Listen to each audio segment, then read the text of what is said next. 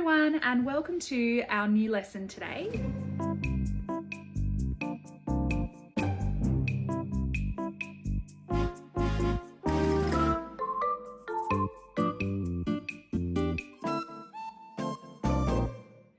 My name's Mrs. B and I started the Artlife YouTube channel to encourage everyone to have a go at creating art. These videos can be used for art teachers, for kids, or even adults to have a go at doing something new and learning steps to creating beautiful artworks. Today, I'm going to teach you all about the abstract artist Wassily Kandinsky, and we're going to use his art as inspiration for our own abstract tree.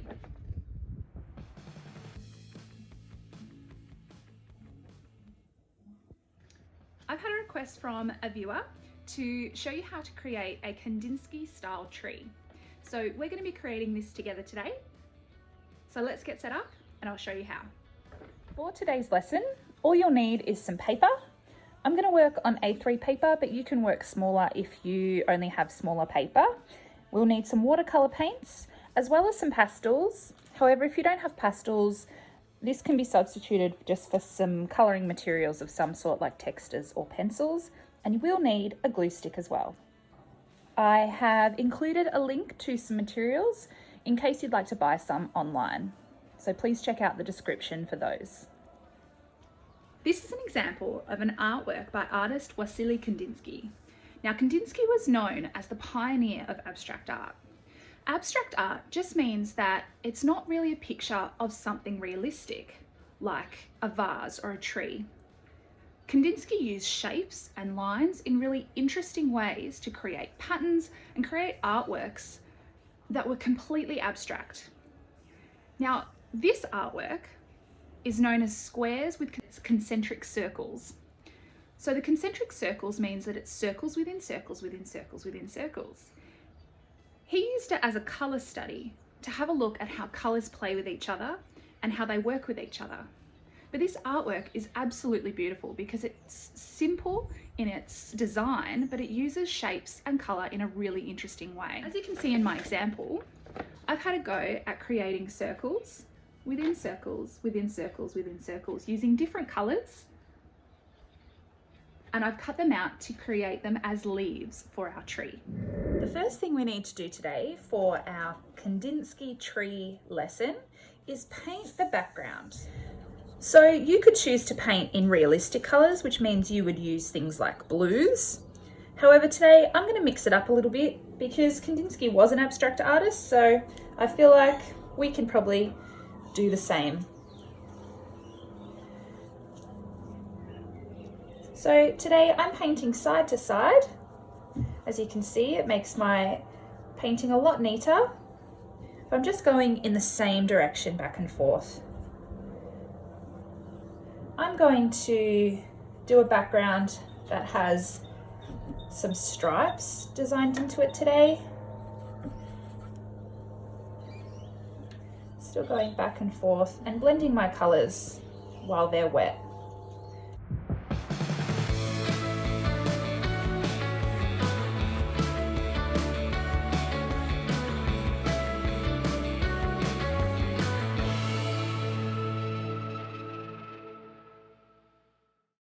When you get to this point, I think it would be nice to sort of change colours to suggest that the tree is sitting on some sort of ground. So now I'm going to switch my colour scheme to more greens to indicate that it's a change of surface.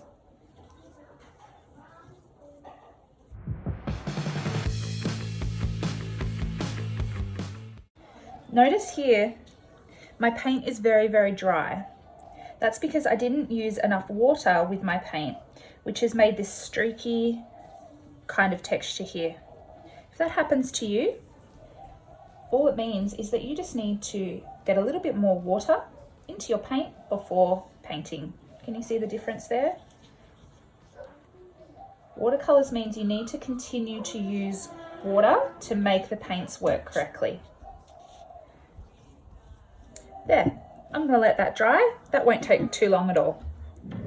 The next thing that we're going to do is paint a tree onto our background. Now you could choose to use watercolour paints. However, I'm going to show you how to use black acrylic paint today. The reason I'm using acrylic is because it will be a lot darker and stand out a lot more against the colourful background.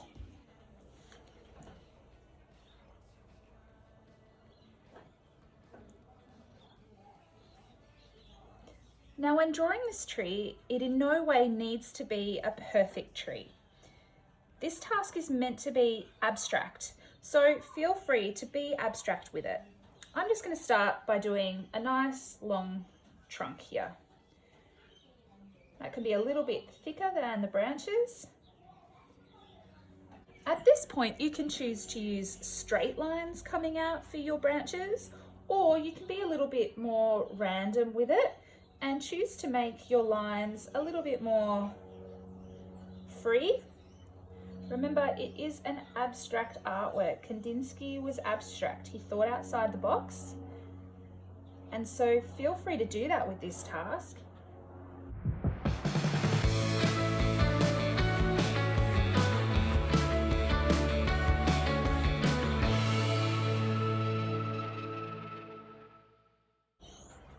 So if you create 4 or 5 larger branches coming from the trunk, that will fill most of the page with a nice big tree.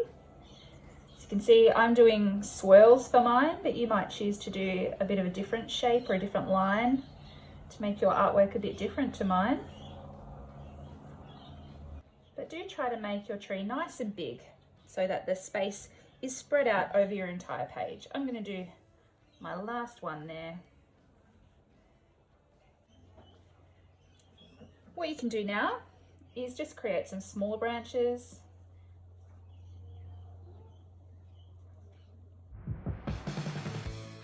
At this point I might show you the difference. This is acrylic paint, as I said, but if you were to use black watercolour paint, it still looks really beautiful. So feel free to use watercolour if that's all you have.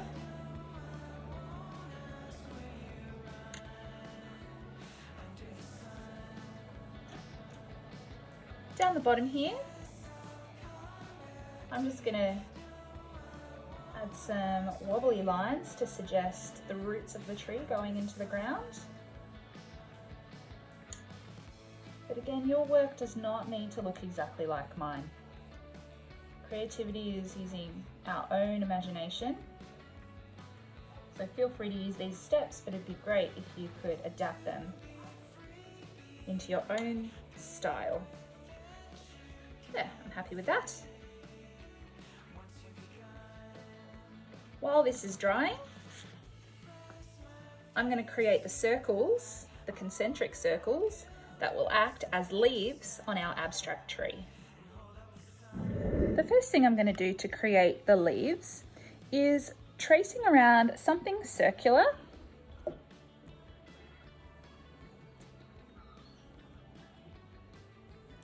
Like this. Do this a few times, depending on how many leaves you would like on your tree. I suggest at least 4. I have some pastels here and I'm going to use these to create my concentric circles. Now remember, when Kandinsky created his artworks, he loved shape. And so he would use shapes over and over again. He would use circles, inside circles, inside circles, inside circles. And so when I'm colouring in, I don't have to make it perfect around these edges because I'm going to cut it out, but I am going to use one colour around the outside like this. Pressing nice and hard and getting into all these gaps so the colour's really vibrant. What I'm going to do is change colours now and start to make my circle smaller.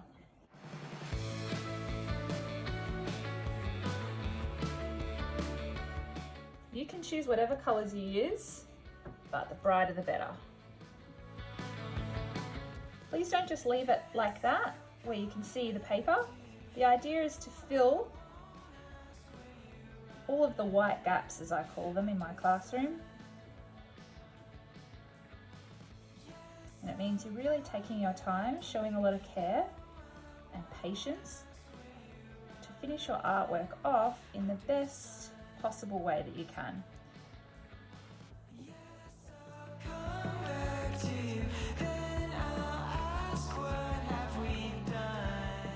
Now you might have noticed I mentioned at the start of the video that this part doesn't have to be done in pastels. If you don't have any pastels or you'd prefer to use something else, you absolutely can. It's just a matter of colouring it in the same way, using different layers of colour. You could even use your watercolour paints in the same way if you would like to keep it a watercolour artwork.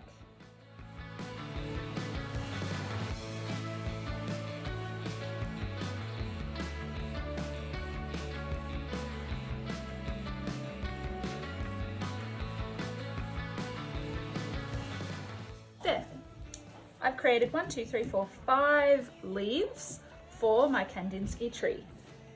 I've now spent some time to neatly cut around the circles to create beautiful concentric circle leaves.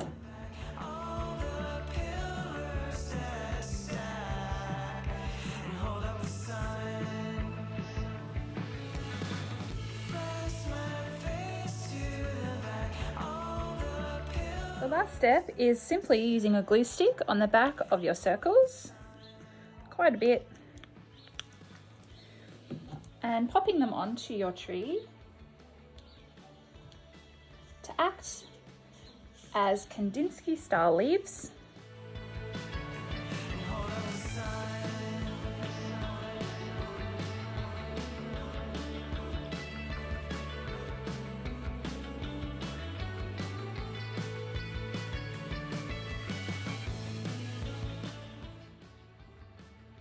So it's as simple as that.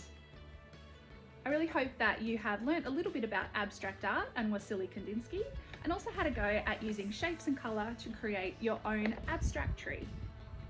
Please make sure that you comment below and like our page, as well as subscribe to the Art YouTube channel to get more videos in the future. Have a great day and thank you for watching.